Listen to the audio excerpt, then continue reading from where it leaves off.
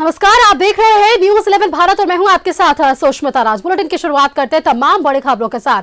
भारत जोड़ो न्याय यात्रा को लेकर कांग्रेस ने प्रेस वार्ता को संबोधित किया और इस दौरान कांग्रेस के प्रदेश अध्यक्ष राजेश ठाकुर, विधायक दल के नेता आलमगीर आलम सहित कई नेता मौजूद रहे। वहीं राजेश ठाकुर और आलमगीर आलम ने राहुल गांधी की भारत जोड़ो न्याय यात्रा की जानकारी दी। उन्होंने कहा कि झारखंड में 8 दिन तक राहुल गांधी रहेंगे। 13 जिलों से होकर गुजरेगी भारत जोड़ो न्याय यात्रा और इस दौरान झारखंड में 804 किलोमीटर की यात्रा करेंगे राहुल गांधी। वहीं राजेश ठाकुर ने केंद्र सरकार पर भी हमला बोला है। उन्होंने कहा है कि जब हमारी सरकार जनता के लिए कुछ करने जाती है तो केंद्र की गुलाम एजेंसियां एक्शन में आ जाती हैं और हर समय तांडव करती हैं।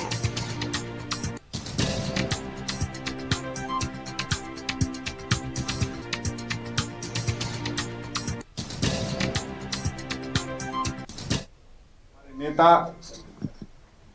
आदरणीय राहुल गांधी जी ने तय किया कि मणिपुर के लोगों को न्याय दिलवाने के लिए मणिपुर से हम लोग भारत जोड़ो न्याय यात्रा की शुरुआत करेंगे और 14 जनवरी से उस यात्रा की शुरुआत होगी, जिसमें हमें भी भाग लेना है। वहां से शुरुआत होने पर उस दिन हम लोग मणिपुर जा रहे हैं और वहां से फिर गाड़ियों के काफिले के साथ पदयात्रा करते हुए उनका झारखंड भी आगमन होगा। झारखंड को 8 दिन का समय दिया है और आदरणीय राहुल गांधी जी 13 जिलों से होकर गुजरेंगे। आप जानते हैं कि संविधान और लोकतंत्र किस तरह खतरे में है और जो झारखंड में तांडव चल रहा है, निश्चित रूप से हमारा नेतृत्व इन सारी चीजों से को गंभीरता से लेता है और आदरणीय राहुल गांधी ने इस बात को समझने का काम किया है कि जो झारखंड में रहने वाले लोग हैं उनके साथ कहीं न कहीं अन्याय हो रहा है। जनता को के लिए कुछ करना चाहते हैं, वैसे समय में कहीं न कहीं केंद्रीय एजेंसियां जो स्वतंत्र एजेंसी है वो गुलामों की तरह व्यवहार करते हुए और उस काम में बाधा पहुंचाने का काम करती है। झारखंड के 2 बार यहाँ पर यात्रा का शुरुआत होगी। पहला चरण जो है मुर्शिदाबाद से किसी जिला में वहां से शुरू करके फिर जमशेदपुर होते हुए फिर उड़ीसा और छत्तीसगढ़ होते हुए फिर दोबारा पलामू कालनगंज की तरफ आएगी। यात्रा बहुत ही निर्णायक यात्रा होगा और मैं समझता हूं कि इस यात्रा से जो कमी है समाज के अंदर, जो कमी है, इस बात को राहुल जी गंभीरता से लेंगे और आने वाले समय में इस बातों को करने के लिए एकबद्ध होकर काम करने की हम लोग कोशिश करेंगे। कांग्रेस पार्टी हमेशा ये सोच और विचार के साथ हमेशा ये काम किया है कि हिंदुस्तान के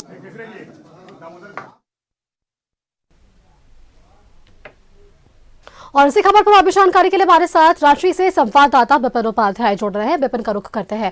विपिन, देखिए, भारत जोड़ो न्याय यात्रा राहुल गांधी की झारखंड से होकर गुजरने वाली है और इसको लेकर झारखंड कांग्रेस ने आज एक प्रेस वार्ता की। किस तरीके से इस यात्रा को सफल बनाना है झारखंड में, किस तरीके से पूरी रूपरेखा तैयार की गई है, हमारे दर्शकों को बताइए। जी देखिए, फिलहाल झारखंड से जो यात्रा गुजर रही है उसकी अंतिम रूपरेखा तैयार अभी नहीं हो पाई है।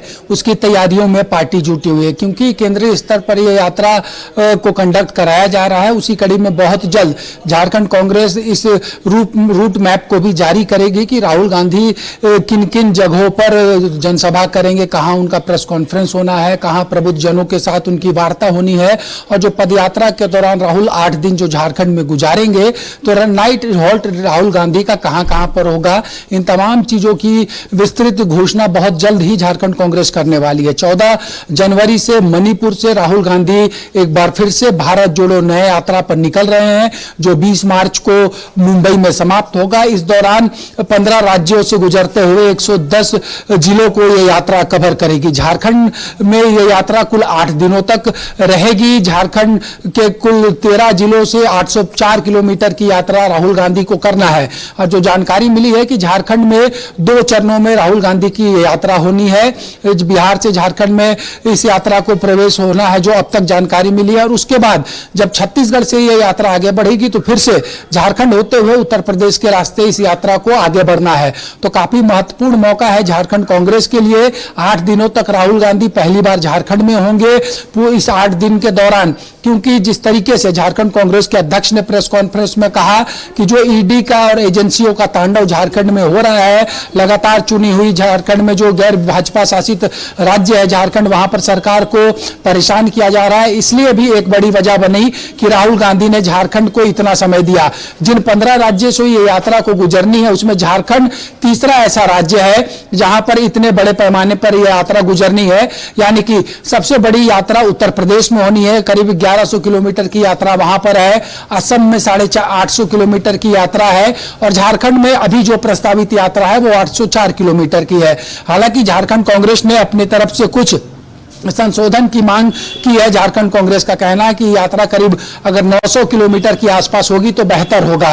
और जिस तरीके से झारखंड में जो कांग्रेस विधायक दल के नेता और राज्य के ग्रामीण विकास मंत्री आलमगीर आलम, उन्होंने बताया कि 2 चरणों की यात्रा है और ये यात्रा देश की राजनीति में निर्णायक भूमिका अदा करने जा रही है। बनी परिस्थितियों के बीच काफी महत्वपूर्ण ये यात्रा है।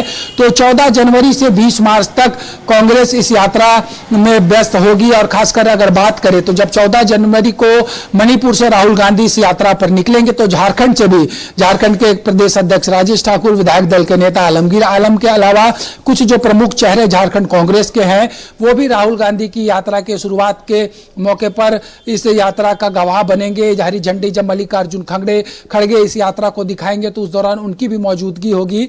झारखंड को फोकस किया गया है इस यात्रा में, और लोकसभा चुनाव से पहले राहुल की यात्रा निश्चित तौर पर झारखंड कांग्रेस को एक संजीवनी के तौर पर मिली है। बीते 3 चुनाव में एक सीट को लेकर झारखंड में कांग्रेस जद्दोजहद लोकसभा के चुनाव में कर रही है।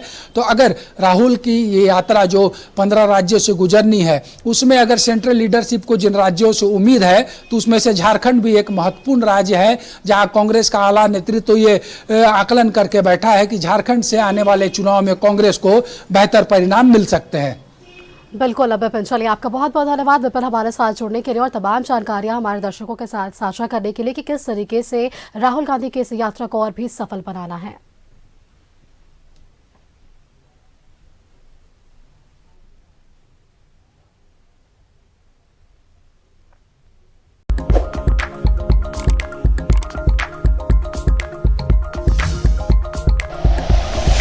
Like and share videos, subscribe करें हमारा चैनल और प्रेस करें बेल आइकॉन। न्यूज़ 11 भारत, सच है तो दिखेगा।